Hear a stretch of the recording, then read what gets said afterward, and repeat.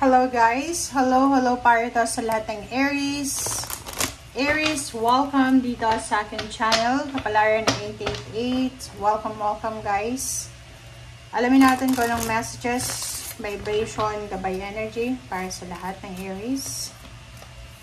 Ito'y general reading, pwede kang makaresonate, gamitin mo yung intuition. Okay, Aries. Okay, solitude. Island. Tingnan natin.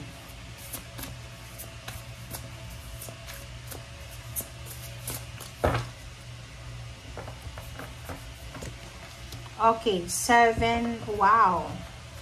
Okay, Aries.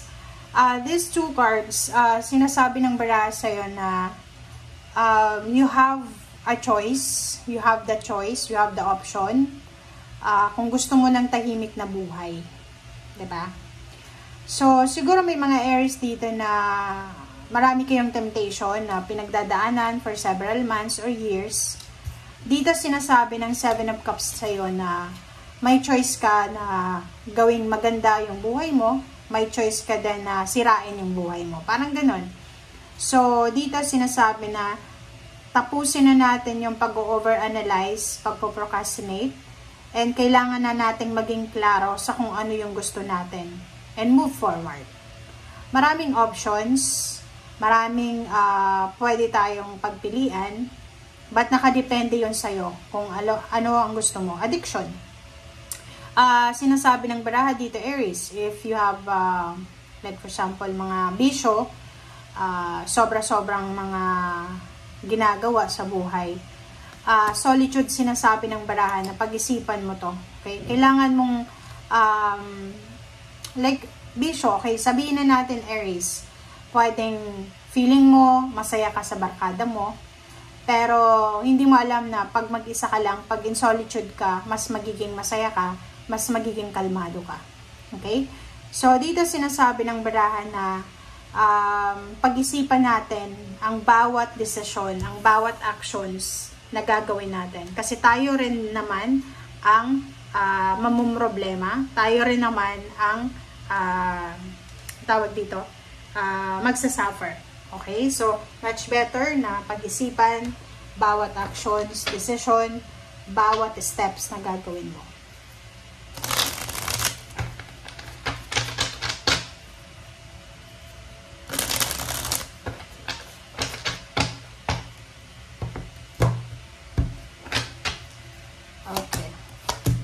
Okay, first two cards tayo. 8 of Wands and then 5 of Swords. O, diba? So, nakikita mo to. Sinasabi ng baraha sa'yo dito na may kailangan ka talagang i-give up. Okay? May kailangan kang i-give up. It's either addiction, mga unhealthy habits, unhealthy relationships, toxic environment, toxic situation. Kailangan mong i-give up ito as soon as possible. 8 of Wands, sinasabi sa'yo dito, Aries, na maraming magagandang mangyayari sa buhay mo kung i-give up mo to na bagay, sitwasyon, tao, pagkakataon na hindi na para sa'yo. Kasi minsan, in denial tayo, di ba? Alam natin na ang taong ito masama sa atin. Ang vision na to masama sa atin.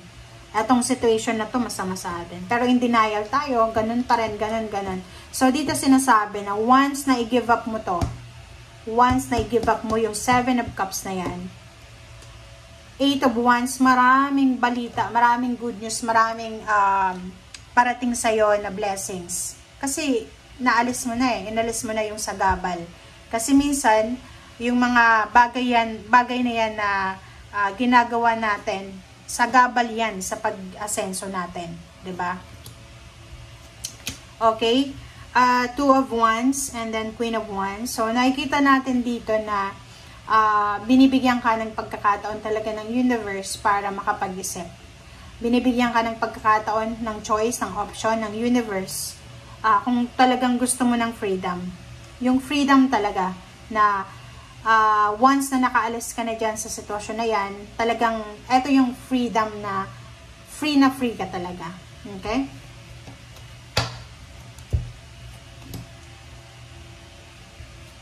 Okay. Next card natin is the Chariot and Ten of Cups.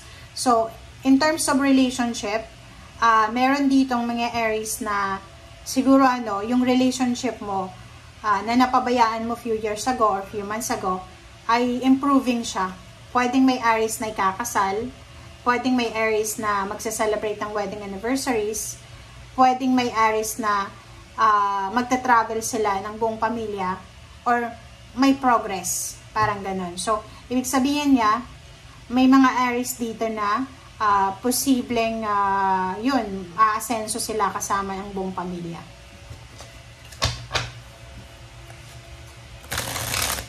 May travel din, travel. So, sinasabi ng baraha dyan na Aries na kailangan mong i-prioritize ang pamilya mo. I-prioritize mo yung, kung may anak ka, may apo, magulang, kapatid, yun yung kailangan mong i-prioritize sa ngayon. Okay. Okay, next card is the Sun and Six of Pentacles. Oh, diba?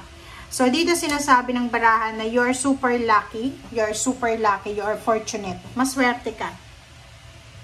Bakit? Bakit ka maswerte? Kasi unang-una Aries, nandito yung Six of Pentacles. Ibig sabihin, kung may mga kailangan kayong tulong, may mga tao dyan na willing kang tulungan. If ikaw naman ang may kailangan na bigyan ng tulong, may mga tao din na kahit dapat mong tulungan. Parang ganun. So, dito sinasabi ng barahan na magiging sobrang masaya, sobrang harmonious ang family mo, ang buhay mo, kung alam mo kung ano ang priority mo sa buhay. Okay? Kasi minsan, sa dami-dami nating gustong gawin, sa dami-dami nating gustong simulan, doon nasisira yung diskarte natin. So, dito, sinasabi na kung aalamin mo kung ano talagang gusto mo, magiging simple lang ang buhay. Okay? Masisimplify yung buhay mo. Okay. So, yung iba naman sa inyo, if you're applying for a job, looking for a job na pwedeng 3 months or 3 years na, 3 decades ka ng unemployed, dito sinasabi na posibleng dumating na yung mga business offers na yan, financial offers, job offers na yan, na matagal mo nang minamanifest. Okay? And Aries, yung next card mo dito is Judgment and Four of Cups. So, nakikita ko sa'yo dito na magkakaroon ka sa 3 months na to, ang dami-daming realization to. Diba? Marirealize mo na kailangan mong i-prioritize yung peace of mind mo. Kailangan mong i-prioritize yung well-being mo, yung health mo. Kailangan mong i-prioritize yung pamilya mo, like yung parents mo, siblings, or pwedeng may asawa ka, asawa, anak, parang ganun. So, nakikita ko sa'yo dito na isang decision making ang gagawin mo. Pwedeng makakapag-desisyon ka na, ayoko na ng magulong buhay, gusto ko na ng tahimik na buhay. So, ilalaban mo talaga yung tahimik na buhay. Okay? Thank you guys for watching. Bye!